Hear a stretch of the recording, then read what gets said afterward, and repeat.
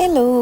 അപ്പോൾ ഫൈനലി നമ്മളുടെ parents day എത്തിയിരിക്കുകയാണ്. എനിക്ക് ഒരുപാട് വീഡിയോസൊന്നും എടുക്കാൻ പറ്റിയില്ല. ഞാൻ വിചാരിച്ച മാതിരി പാരൻസ് ഡേ എനിക്ക് കവർ ചെയ്യാൻ പറ്റിയിട്ടില്ല. പക്ഷെ എന്നാലും ഞാൻ കയ്യിലുള്ള വീഡിയോസൊക്കെ വെച്ചിട്ട് ഒരു പാരൻസ് ഡേ വിശേഷങ്ങളുടെ വീഡിയോ ഇടാമെന്ന് വിചാരിച്ചു കിട്ടു. കാരണം മേക്കപ്പ് ചെയ്യാൻ വേണ്ടി 10:30 എത്താൻ പറഞ്ഞതാണ്. ആരും വന്നില്ല എന്നുള്ളതും പറഞ്ഞ് ഞാൻ എൻ്റെ വീട്ടിലിരുന്ന് 11 മണി 11:15 ഞാൻ സ്കൂളിലെത്തിയത്. അപ്പോൾ അങ്ങനെ തന്നെ നമ്മൾ പെട്ടെന്ന് വന്നവരെല്ലാവരും മേക്കപ്പ് ചെയ്തോളാൻ പറഞ്ഞിട്ട് നമ്മളങ്ങനെ വേഗം കയറിയിരുന്ന് ബേസ് മേക്കപ്പ് ചെയ്തു. അതായത് ഐബ്രോയും ഐസും അങ്ങനെ ബേസ് മേക്കപ്പും ചെയ്ത് ബാക്കി ഇനിയും കോസ്റ്റ്യൂം ഇട്ടതിൻ്റെ ശേഷം നമ്മളുടെ അടുത്ത് ബാക്കി കംപ്ലീറ്റ് ലുക്ക് ചെയ്തു തരാമെന്ന് പറഞ്ഞാൽ അങ്ങനെ നമ്മൾ കോസ്റ്റ്യൂം ഇട്ടു, ഫുഡ് കഴിച്ചു.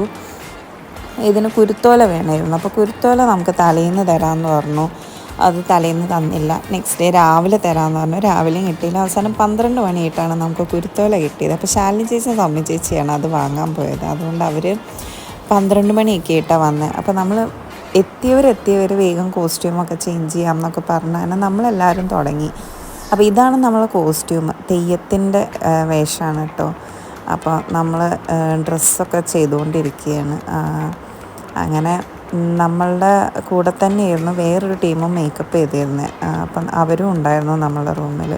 അപ്പം ഇങ്ങനെ കുർത്തോലയും എല്ലാം കഴിഞ്ഞ് ഇതാണ് നമ്മളെ ഫൈനൽ ലുക്ക് വന്നത് കേട്ടോ. അപ്പം ഈ ഒരു ലുക്കിലാണ് നമ്മൾ സ്റ്റേജിൽ കയറി പെർഫോം ചെയ്തത്. അത്യാവശ്യം നല്ല വെയിറ്റ് ഉണ്ടായിരുന്നു തലയിലും മേലും ഒക്കെ വെച്ച് കെട്ടിയിട്ട്. എന്തായാലും നമ്മൾ അടിപൊളിയായിട്ട് തന്നെ പെർഫോം ചെയ്തു സ്റ്റേജിൻ്റെ മുകളിൽ.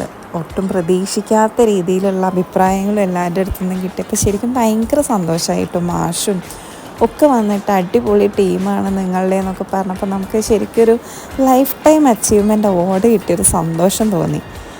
അപ്പോൾ അങ്ങനെ നമ്മളുടെ പെർഫോമൻസ് കഴിഞ്ഞു. നമ്മളായിരുന്നു ഏറ്റവും ലാസ്റ്റ് ഡാൻസ് പ്രോഗ്രാം ഒക്കെ വല്ലതിൽ നമ്മളായിരുന്നു ഏറ്റവും ലാസ്റ്റ്.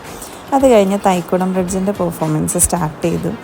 അവരുടെ പാട്ട് തുടങ്ങിയപ്പോൾ തന്നെ നമ്മൾ മതിമറന്ന് ആഘോഷിക്കാൻ തുടങ്ങിയിട്ടുണ്ടായിരുന്നു. അവിടെ വിനീത് സാറും ദിനു സാറും ഒക്കെ നമ്മളുടെ കൂടെ ഭയങ്കരമായിട്ട് ഡാൻസൊക്കെ കളിച്ചു.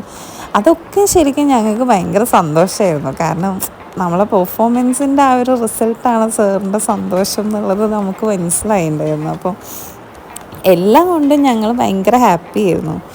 അങ്ങനെ നമ്മളെല്ലാവരും നല്ല അടിപൊളിയായിട്ട് ആഘോഷിച്ചു. എന്താ പറയുക, ഇത്രയും ദേവഗിരി സ്കൂളിലത്തെ പാരൻസിൻ്റെ ക്രൗഡിനെ ഇളക്കി മറിക്കാൻ പറ്റുമെന്ന് ഞാൻ ഒരിക്കലും പ്രതീക്ഷിച്ചിട്ടില്ല. കാരണം നമ്മളുടെ നോർമലി ഇവിടെ പെർഫോമൻസ് പ്രോഗ്രാമൊക്കെ നടക്കുമ്പോൾ ഇങ്ങനെ ഇതൊന്നുമില്ല. ഭയങ്കര ഡിസിപ്ലിൻഡായിട്ട് ചെയറിലിരിക്കുന്നതാണ് കണ്ടിട്ടുള്ളത്. ആദ്യമായിട്ടാണ് ഞാനിവിടെ ഇങ്ങനെ ചെയറൊക്കെ എടുത്ത് മാറ്റി നമ്മൾ ഭയങ്കരമായിട്ട് തുള്ളിച്ചാടി ഡാൻസ് കളിക്കുന്ന പാരൻസിനെയൊക്കെ കാണുന്നത് ഞാൻ ആദ്യമായിട്ടാണ്.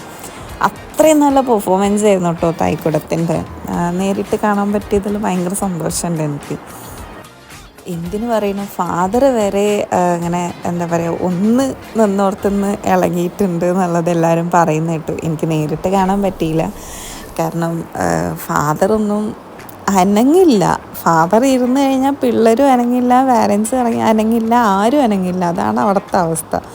പക്ഷേ ഇവർ വന്നപ്പോൾ എല്ലാം ഫാദർ ഒന്ന് ലൂസാക്കി എല്ലാവർക്കും പെർമിഷനൊക്കെ കൊടുത്തു. ഡാൻസ് കളിക്കാനും ഒക്കെ മക്കൾക്കൊക്കെ പെർമിഷനൊക്കെ കൊടുത്തു. മക്കളൊക്കെ ഭയങ്കര ഹാപ്പി ആയിരുന്നു. അങ്ങനെ കാരണം അവരൊക്കെ ഭയങ്കരമായിട്ട് എൻജോയ് ചെയ്തിരിക്കുന്നു. ഫ്രണ്ടിൽ കയറി നിന്ന് ശരിക്കും നമ്മളൊരു കോൺസേർട്ട് അറ്റൻഡ് ചെയ്യുന്ന പോലെ തന്നെ കേട്ടോ. പിന്നെ നമ്മൾ ഡാൻസ് കളിച്ച ടീം മൊത്തം 10 പേരിൽ ഒന്ന് ആർദ്രമോളാണ്. ബാക്കി നമ്മൾ 9 പേര്. നമ്മൾ 9 പേരും ഒരേ മൈൻഡ് സെറ്റുള്ള ടീമെന്ന് പറഞ്ഞു കഴിഞ്ഞാൽ എനിക്കറിയില്ല ഇങ്ങനെ നമ്മൾ ഇങ്ങനെ സെറ്റായി വന്നതെന്ന്. കാരണം അതിൽ ഓൾറെഡി 6 പേര് കഴിഞ്ഞ വർഷത്തെ പാരൻസ് ഡേക്ക് പെർഫോം ചെയ്ത ആൾക്കാരാണ്. അതിൽ ഞാനും ലക്ഷ്മി ചേച്ചി മാത്രമാണ് ഈ വർഷം ജോയിൻ ആയിട്ടുള്ളത്.